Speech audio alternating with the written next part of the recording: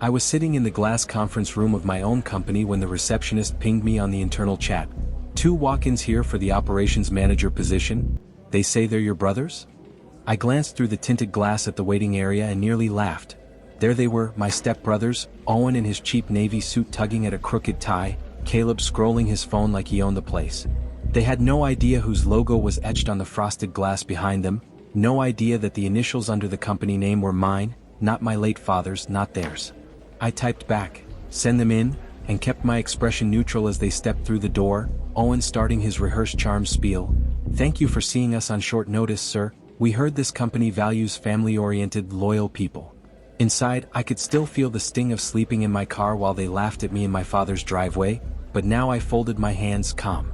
"You're right," I said evenly, taking a slow breath as their eyes finally drifted to the plaque on my desk. "We do value family and loyalty here, so before we start, why don't you tell me how you treat yours?" The room seemed to shrink as their gazes locked onto the engraved nameplate, Aiden Cole, founder and CO. For a heartbeat there was only the low hum of the air conditioner and the distant clack of keyboards outside, then Caleb's face drained of color. You're the CO?" he stammered like he was choking on the word. Owen tried to recover, his grin twitching as if he could charm away the past 6 years. "Wow, Aid, look at you, man. We're proud of you," he said, but the last time we spoke his voice had been full of disgust as he told me to get my trash out of their house. I leaned back in the leather chair that used to feel impossibly luxurious to me, let the silence grow sharp and said, "Funny. I remember you being a lot less proud when I was sleeping in my car outside the house my father left me." The memory dragged me backward with a force that made my chest tight. Me standing on the cracked front path of my childhood home, clutching a backpack and a worn duffel, my father's funeral flowers still wilting in the trash can by the porch. It was late evening, the porch light flickering yellow, and the air smelled like cut grass and leftover casserole from neighbors who pretended to care. Owen leaned in the doorway in a fresh shirt that had once been my father's, blocking my way like a bouncer, while Caleb snickered behind him with a beer in hand. "You don't live here anymore," Owen said, jiggling the new keys he'd pulled from his pocket, the ones my stepmother had pressed into his palm after the will meeting I hadn't been invited to. "Dad left this house to me," I said, my voice already cracking, but Owen just smirked and replied, "If he wanted the stray to have it, he would have put your name on something, wouldn't he?" My stepmother, Carla, stood behind them in the hallway, arms folded, lips pursed like she smelled something sour, and it was me. She was still in her black dress from the funeral, but her eyes were dry and sharp. "Stop causing drama, Aiden," she sighed, as if I hadn't just buried the only person who ever called me son without a qualifier. The lawyer read the will. "Your father was clear. The financial accounts and the house go to me and the boys. You get the car and whatever personal items you had in your room. Be grateful you got anything at all, considering you're not blood." It was like the ground tilted under me, everything buzzing in my ears. "He promised," I whispered, remembering the nights he'd sat on the edge of my bed saying, "I've set things up so you'll be okay no matter what Carla says." Carla rolled her eyes and cut me off. "He promised a lot of things he couldn't deliver. Take your junk and leave by tonight. We're changing the locks." When I hesitated, gripping the backpack straps until my fingers hurt, Caleb pushed past Owen onto the porch, pretending to stumble as he brushed my shoulder. "Careful, don't want the homeless guy to get attached," he laughed, and the word hit me like a slap. Owen joined in, nudging his brother. "Yeah, don't worry, Aid. There's plenty of room under the overpass. You can visit the house from there, great view of what you lost." The cruelty in their voices was casual, like they'd been rehearsing this for weeks, fueled by Carla's smirk behind them.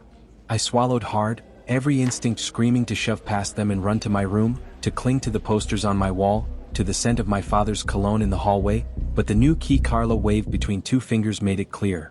I no longer belonged. "Get off our property by midnight," she said, before closing the door softly, like she was tucking in her real family and taking away the last light that had been mine. I packed in a daze as the sky darkened, grabbing my laptop, a box of textbooks, and the framed photo of my dad and me at my high school graduation, the only thing he'd put on his office desk that wasn't work-related. The room that had been my whole world for years suddenly looked small and temporary, like a hotel someone else had already reserved after me. Downstairs I could hear the television blaring, muffling bursts of laughter, my family moving on as if I were just a tenant whose lease had ended. I paused with the photo in my hands, remembering Dad's voice. "If anything ever happens to me, don't let them make you feel like you're less than my son. The paperwork, it's complicated, but I've made sure you're taken care of." Complicated, I thought bitterly, like the sealed envelope I'd seen him slide into his briefcase a month before he died, the one I was now certain Carla had made disappear. When I finally closed my suitcase, the slam echoed louder than I meant, and from downstairs Owen yelled, "You done yet, or do we need to call the cops on the squatter?" By the time I dragged my things to the curb, the night air had turned cold enough to bite through my thin hoodie, the street lamps casting yellow halos on the patchy lawn. My old sedan, technically the only thing in my name, sat under the oak tree speckled with damp leaves, suddenly feeling less like freedom and more like a barely running coffin.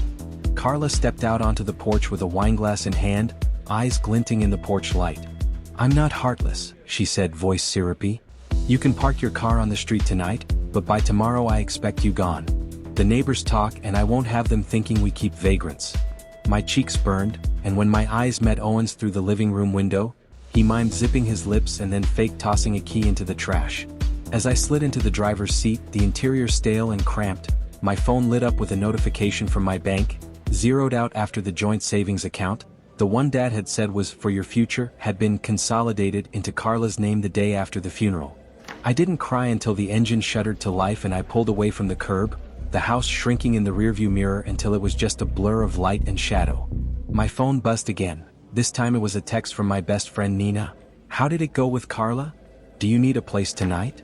I stared at the screen through tears, tempted to accept, but something stubborn and raw inside me refused to show up on anyone's doorstep like a charity case.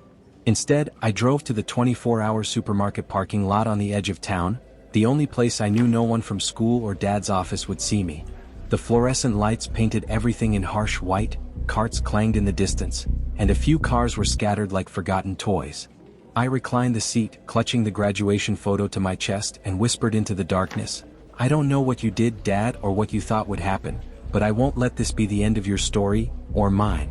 Those first nights living in my car were a blur of stiff joints, condensation on the windows, and the constant, low-grade fear that someone would tap on the glass and tell me to move on.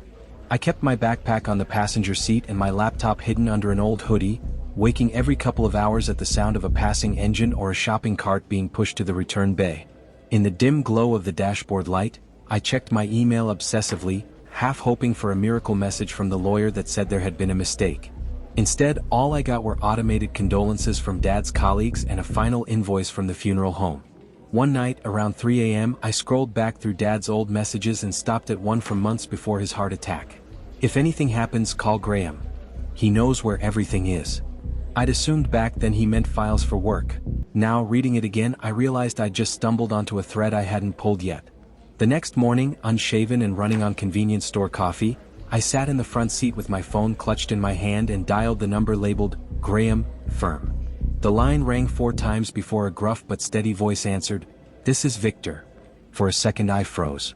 Hi, I'm looking for Graham?" He used to work with my dad, Thomas Cole.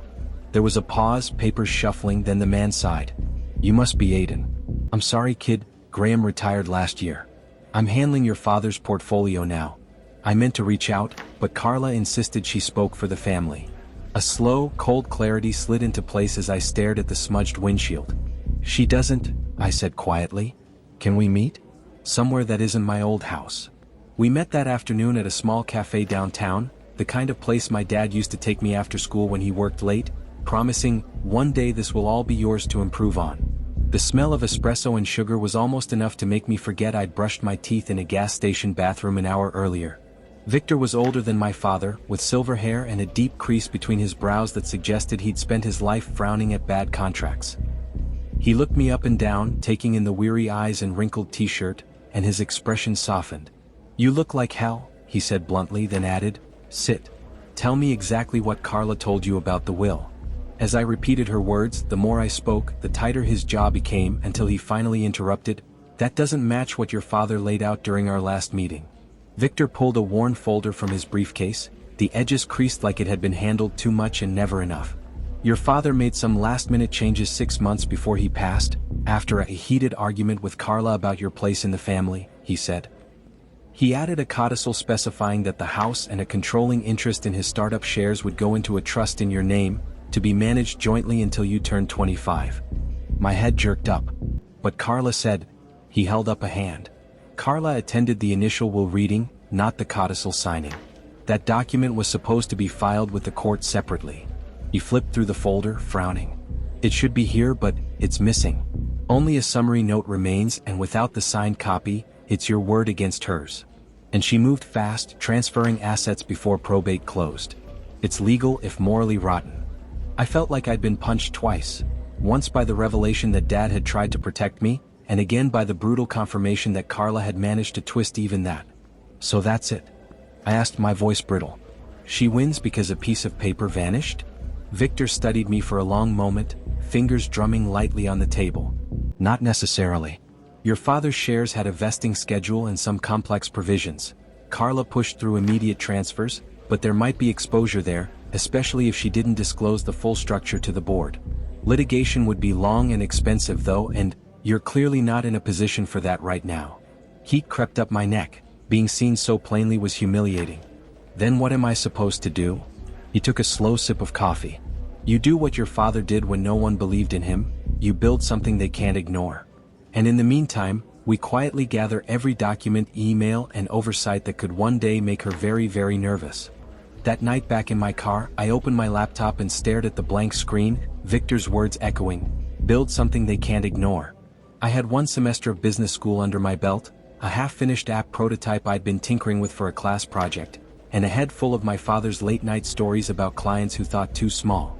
My life felt like it had been razed to the ground, but beneath the ashes there was still a blueprint he'd drawn in bits and pieces. Find problems people don't realize they have, he'd say, and solve them quietly, reliably. By the time they notice you, you'll be indispensable. My classmates had laughed when I suggested a tool for small service businesses to track client habits and automate follow UPS. Too boring, they said. Now, as I mapped it out again, I realized boring could also mean steady, necessary, unavoidable. I named the first folder Coal Loop, and in a moment that felt almost superstitious, slid the graduation photo onto the dashboard so Dad's half-smile watched over the cursor blinking to life. The days bled into a brutal routine. Early mornings in a public library where the Wi-Fi was free and the bathrooms were clean, afternoons doing odd jobs I found on task apps, moving boxes, assembling furniture, delivering flyers, and nights back in the supermarket lot, coding until my eyes burned. My body ached constantly, my diet devolved into cheap instant noodles and gas station sandwiches, but with each new feature I added, Coal Loop stopped feeling like a school assignment and started feeling like a lifeline. I pitched the prototype to a couple of small salons and 1 auto repair shop, offering a free trial in exchange for feedback. You're really living in your car? One shop owner asked, incredulous after I let it slip. I forced a smile. For now, I said. But if this works for you, maybe not forever. When he agreed to try it and I watched his eyes light up at the automated reminders populating his calendar, a small, fierce spark of hope flared in my chest. I could almost see the future edges of something bigger than every insult Owen and Caleb had ever thrown at me. It was Nina who insisted I stop hiding the worst parts from at least one person. She found me outside the campus laundromat one evening, lugging a trash bag of clothes instead of a suitcase, my eyes ringed with exhaustion. You've been ghosting me, she said, thrusting a takeout container into my hands before I could protest. The smell of real food, spices, actual vegetables, almost brought me to tears. We sat on the curb, fluorescent lights flickering overhead, and I finally told her everything. The will, the driveway, the nights in the parking lot, the half-built app that was the only thing standing between me and collapse. She listened without interrupting, her jaw tightening more with each detail. Those parasites, she muttered. Your dad trusted them with you and they treated you like trash on collection day. Then she took a deep breath and added, okay, so you build this thing. And in the meantime, you don't get to starve for the sake of pride. You're crashing on my couch until you figure out something better. Argue and I'm calling your mom, your real one, the one who would haunt you for turning down help. Moving from the car to Nina's lumpy but blessedly horizontal couch felt like upgrading from a storm drain to a studio apartment in the sky. With actual sleep came clarity, and with clarity came more focused work. In 3 months, Coal Loop went from a scrappy prototype to a functioning platform with a dozen paying clients. Victor checked in periodically, sometimes over coffee, sometimes with a short late-night email, found another discrepancy in share transfers. Keep records of everything you're building. His belief in me was quiet but steady like background radiation. One afternoon, he slid a thin envelope across our usual cafe table. Your father's old friend in venture capital owed him a favor, he said. I told him about you. He's agreed to a small seed investment if you can show traction. It's not charity, your unit economics are solid. My hands shook as I unfolded the term sheet. It wasn't millions, but it was enough to get out of survival mode. Why would he do that for me? I asked. Victor looked at me like I'd missed something obvious. Because your father backed him when everyone else laughed. Because legacies aren't just about money. And because, whether she likes it or not, Carla doesn't own your last name. The next 2 years were a blur of cramped co-working spaces, pitch meetings where I wore the same thrift store button-down and hoped no one noticed, and customer calls taken from Nina's kitchen table while she tried to cook quietly behind me. Coal Loop grew slowly, then all at once. One happy client recommended us to 3 others, a local business blog did a short feature, and suddenly I was hiring my first developer with the seed money. Every time I saw our logo printed on a presentation slide or a contract, a little jolt of disbelief ran through me. In the background, Victor continued his quiet excavation of Carla's shortcuts. Rushed filings, undisclosed codicils, administrative fees skimmed from trust accounts that should have gone untouched. We're building leverage, not a bomb, he reminded me. The goal isn't to destroy her, that would consume you. The goal is to make sure that when you finally choose to move, she has nowhere to stand but the truth. On the anniversary of Dad's death, I stood on the balcony of our first tiny office, city lights blinking below, and whispered, "I'm not where you expected me to be, but I think you'd still be proud." I didn't hear from my stepfamily for a long time, which suited me. The silence gave me room to build a life that had nothing to do with them. Occasionally, mutual acquaintances would mention seeing Carla at charity luncheons or Owen flashing a new watch on social media, his captions full of half-truths about hustling and family legacy.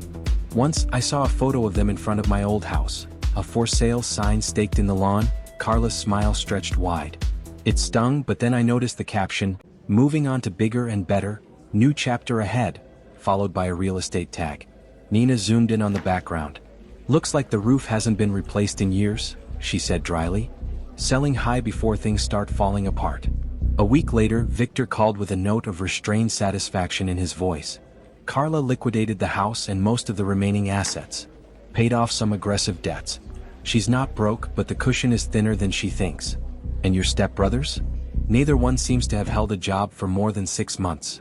I tucked that information away like a card at the bottom of a deck, not knowing when I'd need it, only that I would. 3 years after the night I slept in that supermarket lot, Coal Loop moved into a real office, a renovated warehouse with exposed brick and tall windows that flooded the open floor with morning light. Our logo, now more polished, stretched across the lobby wall, and the receptionist desk faced a row of framed client testimonials. We had 25 employees, a second round of funding, and a reputation for being the quiet engine behind dozens of small businesses suddenly punching above their weight. On our first day in the space, as we carried in boxes and potted plants, Nina spun in a circle and said, "From sleeping in your car to having a break room with free snacks. Look at you." I ran my hand over the smooth surface of the conference table we'd gotten on discount and felt an odd sense of déjà vu. Glass walls, humming computers, my name etched on a door. I didn't know then that within weeks, that familiarity would collide head-on with my past, and I would be the one sitting on the other side of the glass as my stepbrothers walked in, job applications in hand. It started with an internal email from HR. Due to the number of applicants, the operations manager position will require senior leadership to sit in on final interviews. I skimmed the attached shortlist, scanning names out of habit more than anything, until 2 of them froze me cold. Owen Ellis and Caleb Ellis. My first reaction was disbelief. There had to be some mistake. Then I saw their attached resumes, blandly formatted, boasting responsibilities at companies I knew had downsized recently. Small business operations, team leadership, client relations. Owen had written, conveniently omitting helped push stepbrother into homelessness. My assistant, Mara, poked her head into my office. "We've got a bunch of walk-ins for that role too," she said. 2 of them insisted they'd be a perfect cultural fit, and practically begged for a shot at an interview. Want me to filter harder?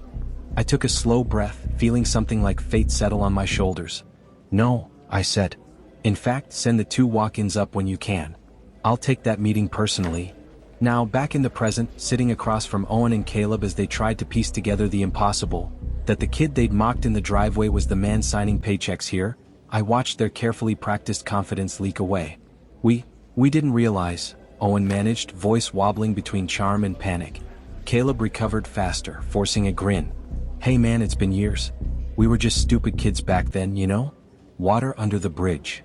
He glanced around the room, taking in the framed press article featuring my face, the photo of our team at last year's holiday party.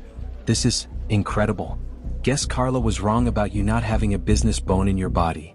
My fingers traced the edge of the nameplate again, a grounding gesture. You talked to her about me recently? I asked lightly.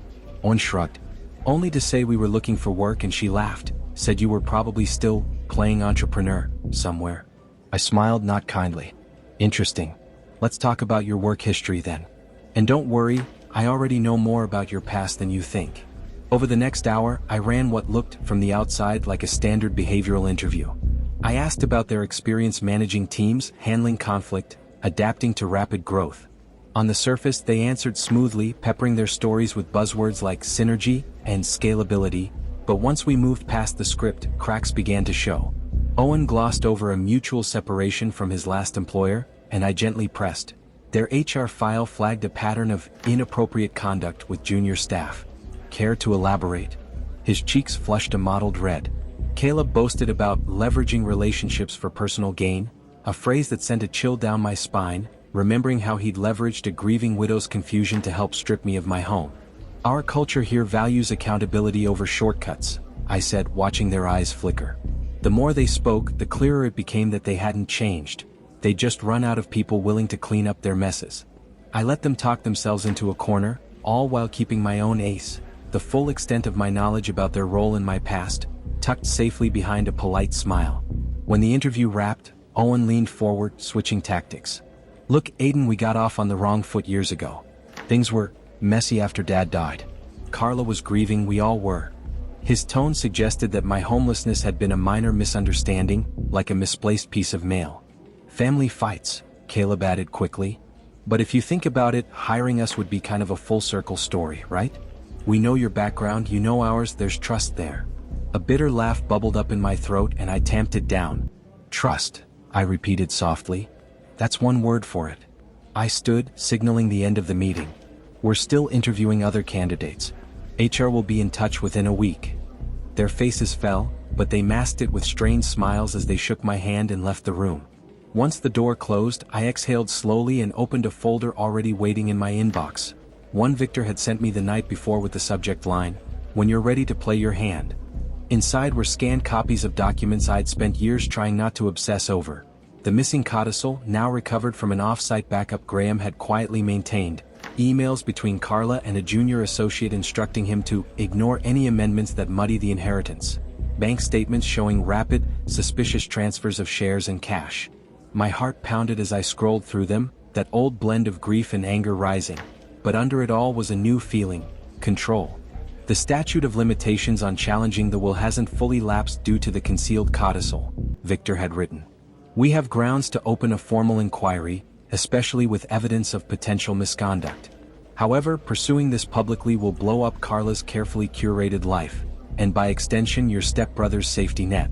Before we move, remember, this is about justice, not revenge. Ask yourself what outcome actually lets you move on. I looked through the glass at Owen and Caleb in the lobby, slumped in their chairs, unaware that their mother's empire was sitting on a rotten foundation I now had the blueprints to expose. For the first time, the question wasn't, can I do something? But, how far do I want to go?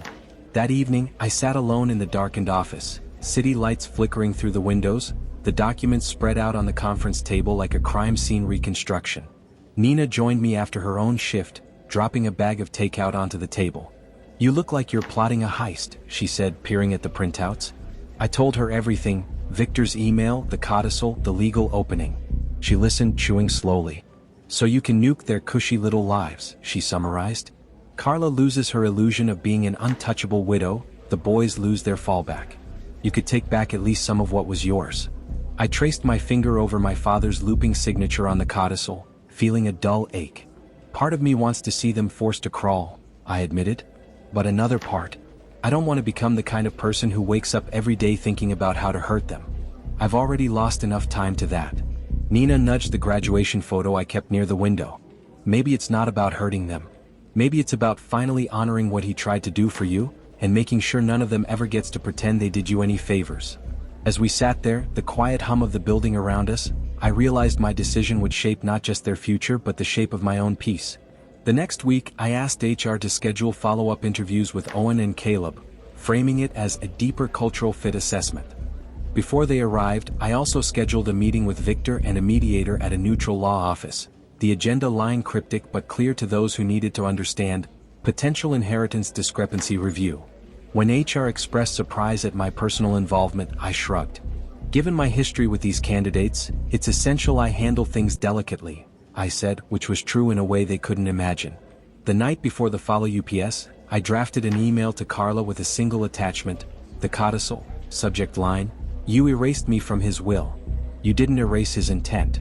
For an hour I stared at the blinking cursor in the body, then finally typed, "You have always underestimated me. Tomorrow you and your sons will understand why that was a mistake." I hit send just before midnight and lay awake in bed, heart racing, aware that I had set in motion something that couldn't be neatly undone, but also knowing that, for once, I was the one choosing the timeline. Owen and Caleb arrived for their second interviews looking more polished, their suits pressed, eyes brighter with a hopeful edge. Whatever Carla had told them after receiving my email, it hadn't yet shaken their belief that they could charm their way into my company. This time, before we stepped into the conference room, I led them past our open workspace, introducing them to a few team members, letting the contrast sink in. People who had believed in me when I had nothing, versus the brothers who'd laughed as I left with a duffel bag. Back in the glass room, I closed the door and set a slim folder on the table. "Today," I began, "we're going to talk less about your skills on paper and more about integrity." Owen shifted uneasily. "Of course," he said. "That's important." I opened the folder just enough for them to see the familiar letterhead of my father's old law firm. Caleb's eyes narrowed. "What is this?" he asked. I met their gazes one by one. "This," I said quietly, "is the part of Dad's will that Carla didn't want any of us to see. The part where he made sure I was never supposed to end up homeless on his front lawn. You remember that night, don't you?" Their expressions crumpled, and before they could answer, my phone buzzed with a calendar alert: meeting with Carla and the mediator in 2 hours. The past and present were finally about to collide, and this time I was walking into the room with more than just hurt. The mediator's office smelled faintly of leather and coffee, the kind of polished calm designed to soften ugly conversations. Carla sat at the far end of the conference table in a cream blazer and pearl earrings, posture stiff with forced dignity, while Owen and Caleb flanked her like nervous bodyguards pretending they still belonged in control of the room. The moment I walked in beside Victor, her mask cracked for half a second. She had seen the codicil. She knew.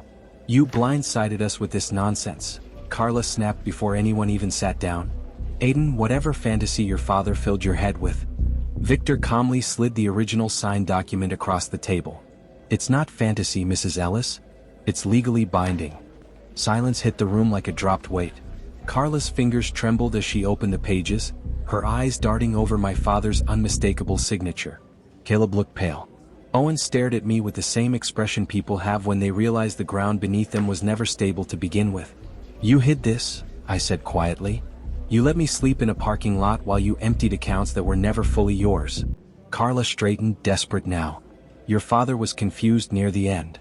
"No," I cut in sharper than intended. "He was protecting me from you." The mediator cleared his throat, explaining the potential consequences.